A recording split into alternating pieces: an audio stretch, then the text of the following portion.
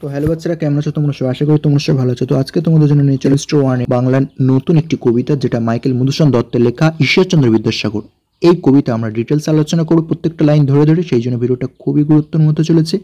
আমি আছি তোমাদের সঙ্গে, তো বেশি কথা না বাড়িয়ে শুরু করা যাক আজকের ভিডিও। বিদ্যাসাগর তুমি বিখ্যাত ভারতে, অর্থাৎ বিদ্যাসাগর এই পুরো ভারতে মহান তুমি, করুণার সিন্ধু তুমি, অর্থাৎ তুমি শুধু বিদ্যাসাগর নও, সেই জানে মনে দিন যে দিনের বন্ধু, অর্থাৎ দিন জানে তুমি গরিবের বন্ধু, অর্থাৎ এই সমাজে জানে তুমি গরিবের বন্ধু।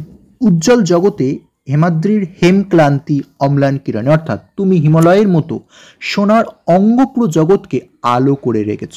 পরের লাইন, কিন্তু ভাগ্য বলে পেয়ে মহাপর্বতে যে জন আশ্রয় লয় সুবর্ণ চরণে, সেই জানে কত গুণ ধরে কত মতে গিরিশ, অর্থাৎ যে জন নিজের পরিশ্রমের জোরে এই পর্বতের সান্নিধ্য লাভ করতে পারে, সে জানে এই হিমালয় কত সুন্দর বা সমৃদ্ধ।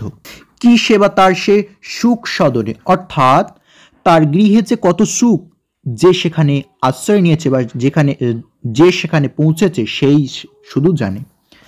ডানে বাড়ি নদীরূপ বিমলা কিঙ্করী, অর্থাৎ তুমি শতশ্রী নদীর মতো দুকুলকে প্রাণের অমৃত বড়িও দিয়েছ, যোগায় অমৃত ফল পরম আদরে দীর্ঘশ্রীর তরুদল, অর্থাৎ তুমি বড় বড় বৃক্ষের মতো জুগিয়ে চলেছ অমৃতের ফল।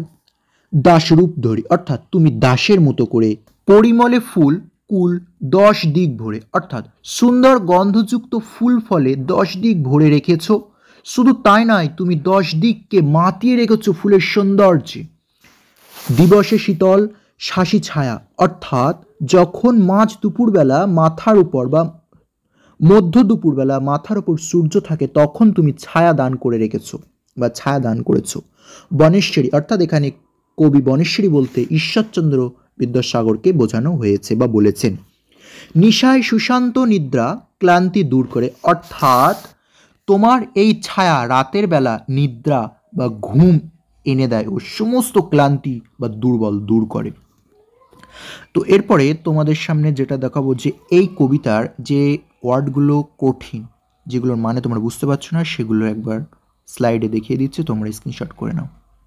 তো এই কবিতার সারমর্ম হলো এটা, কবি এই কবিতার মাধ্যমে ঈশ্বরচন্দ্র বিদ্যাসাগরের গুণগান বা প্রশংসা করেছেন, অর্থাৎ ঈশ্বরচন্দ্র বিদ্যাসাগর সম্পর্কে তিনি গুণগান করেছেন বা তিনি ঈশ্বরচন্দ্র বিদ্যাসাগর সম্পর্কে গুণগান করেছেন বা প্রশংসা করেছেন।